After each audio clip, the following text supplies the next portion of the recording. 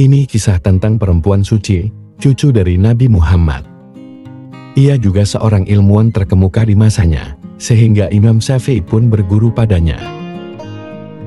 Sayyidah Nafisah, itulah namanya, yang masa hidupnya dari tahun 145 Hijriah sampai 208 Hijriah.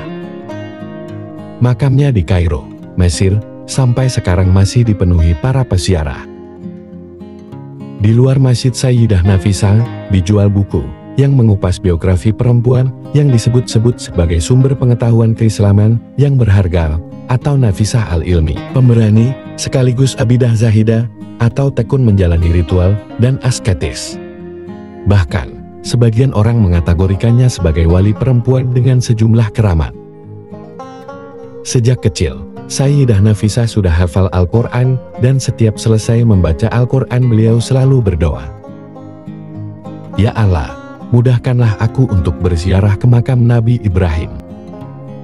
Ia memahami bahwa Nabi Ibrahim adalah bapak monoteisme sejati, sekaligus bapak Nabi Muhammad lewat jalur Nabi Ismail yang keturunan Nabi Ibrahim.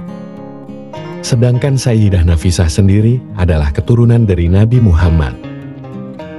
Dengan mengunjungi makam Nabi Ibrahim, boleh jadi ia berharap menarik benang merah perjuangan para leluhurnya.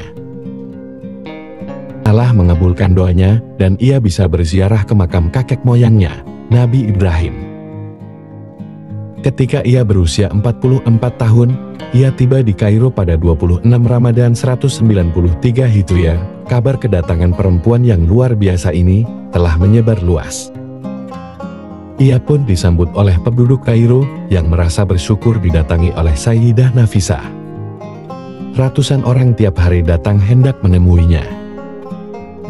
Dari mulai berkonsultasi, meminta doa ataupun mendengar nasihat dan ilmu darinya.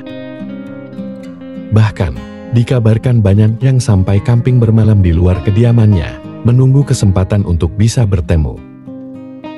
Lambat laun, Sayyidah Nafisah merasa waktunya tersita melayani umat. Ia memutuskan untuk meninggalkan Kairo dan kembali ke Madinah, agar bisa berdekatan dengan makam kakeknya, Nabi Muhammad. Tapi, penduduk Kairo keberatan dan meminta agar Sayyidah Nafisah membatalkan keputusannya untuk mudik ke Madinah. Gubernur Mesir turun tangan, ia melobi Sayyidah Nafisah untuk bertahan di Kairo. Gubernur menyediakan tempat yang lebih besar baginya, sehingga kediamannya bisa menampung umat lebih banyak. Gubernur juga menyarankan agar ia menerima umat hanya pada hari Rabu dan Sabtu saja. Di luar waktu itu, ia bisa kembali berhalwat beribadah menyendiri. Gubernur menunggu beberapa saat, sementara Sayyidah Nafisah terlihat diam, menunggu petunjuk dari Allah Subhanahu wa Ta'ala.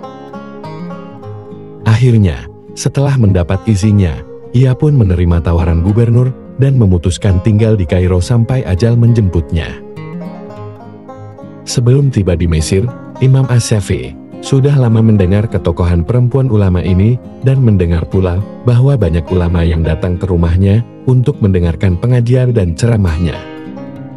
Imam Asy-Syafi'i lalu datang ke kota ini 5 tahun sesudah Sayyidah Nafisah. Beberapa waktu kemudian, Imam Asy-Syafi'i meminta bertemu dengan Sayyidah Nafisah di rumahnya. Sayyidah Nafisah menyambutnya dengan seluruh kehangatan dan kegembiraan. Perjumpaan itu dilanjutkan dengan pertemuan-pertemuan yang sering. Masing-masing saling mengagumi tingkat kesarjanaan dan intelektualitasnya.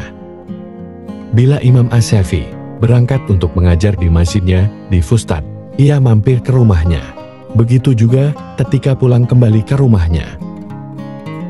Dikabarkan bahwa Imam Asy-Syafi'i adalah ulama yang paling sering bersama Sayyidah Nafisah dan mengaji kepadanya, walaupun dalam status Imam Asy-Syafi'i sebagai tokoh besar dalam bidang usul al-fiqh dan fiqh.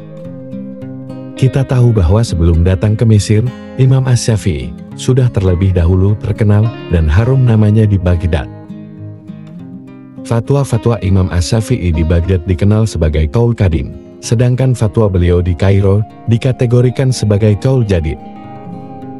Pada bulan Ramadan, Imam Asy-Syafi'i juga sering salat tarawih bersama Sayyidah Nafisah di Masjid Ulama perempuan ini. Begitulah kedekatan kedua orang hebat ini. Manakala Imam Asy-Syafi'i sakit, ia mengutus sahabatnya untuk meminta Sayyidah Nafisah mendoakan bagi kesembuhannya. Begitu sahabatnya kembali, sang imam tampak sudah sembuh. Ketika dalam beberapa waktu kemudian, Imam Asy-Syafi'i sakit parah, sahabat tersebut dimintanya kembali menemui Sayyidah Nafisah untuk keperluan yang sama, meminta didoakan. Kali ini, Sayyidah Nafisah hanya mengatakan, semoga Allah memberinya kegembiraan ketika berjumpa dengannya.